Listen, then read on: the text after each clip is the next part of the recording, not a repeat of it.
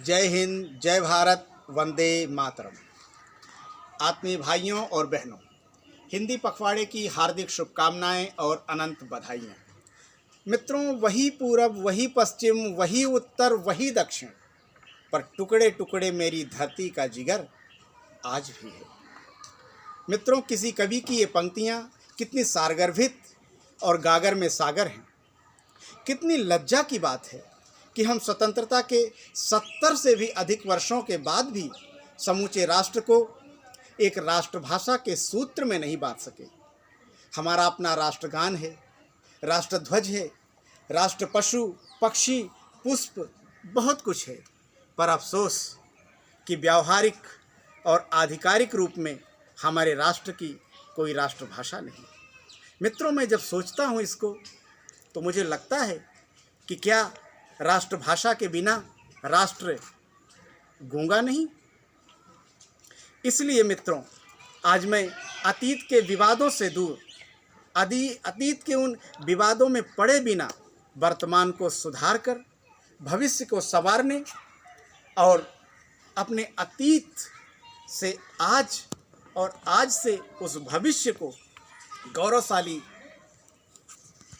महापुरुषों, कवियों, साहित्यकारों के अतीत को सहेजने तथा हिंदी को राष्ट्रभाषा के पद पर प्रतिष्ठित करने के लिए आपसे शिष्टाचार पूर्वक कुछ आग्रह करना चाहता हूँ कि हम इस हिंदी पखवाड़े से लक्ष्य प्राप्ति तक एकात्म भाव के साथ मनसा वाचा कर्मणा इस कार्य में संलग्न होकर के आगे बढ़ें।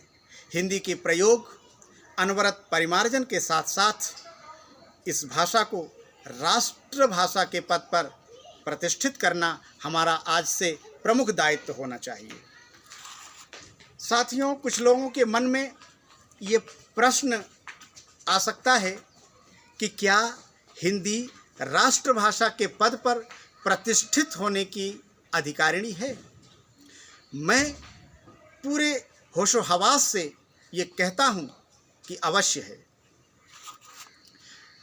निस्संदेह है, क्योंकि जहाँ तक मैंने पढ़ा और समझा है कि किसी भी राष्ट्र के लिए, किसी भी भाषा को राष्ट्रभाषा के रूप में स्वीकृत करने के लिए महत्वपूर्ण 5 अपेक्षित गुण होने चाहिए। इसकी 5 प्रमुख कसौटियाँ हैं। वो कसौटियाँ हैं व्यापकता, समृद्धता, सरलता, लिपि की सरलता और वैज्ञानिकता तथा समयानुकूल विकास हेतु सामर्थ्य होना। और मित्रों, इसकी विशेष व्याख्या की ज़रूरत नहीं है, मैं समझता हूँ आप समझ गए होंगे। इस दृष्टि से इस चुनौती के आधार पर देखें तो हिंदी जो है वो अद्वितीय, सर्वश्रेष्ठ, अप्रतिम और सर्वशिरोमणि है। हिंदी भारत के तमाम, या यूँ कहें कि भारत के सर्वाधिक नर नारियों, आबाल वृद्ध के हृदय और मस्तिष्क को खुराक देने वाली भाषा है। हिंदी की आज लोकप्रियता अनवरत बढ़ रही है, अनुकूलताएं दिनों दिन बढ़ रही हैं। फिर भी हमें अपने अंदर राष्ट्र भावना तथा हिंदी के प्रति प्रेम को जागृत करते हुए, इसके स्वाभिमान को सहेजते हुए हिंदी को अपनी प्रथम भाषा के रूप में चुनकर हिंदी के अधिकाधिक सदुपयोग, शुद्ध प्रयोग और सामंजस्य से हिंदी को राष्ट्रभाषा बनाने के लिए कटिबद्ध होकर आगे बढ़ना होगा। इसी के साथ मैं अंत में इन पंक्तियों के साथ अपनी वाणी को विराम दूंगा कि अंधकार को क्यों धिक्कारें, अच्छा हो एक दीप जलाएं। जय हिंद, जय हिंदी।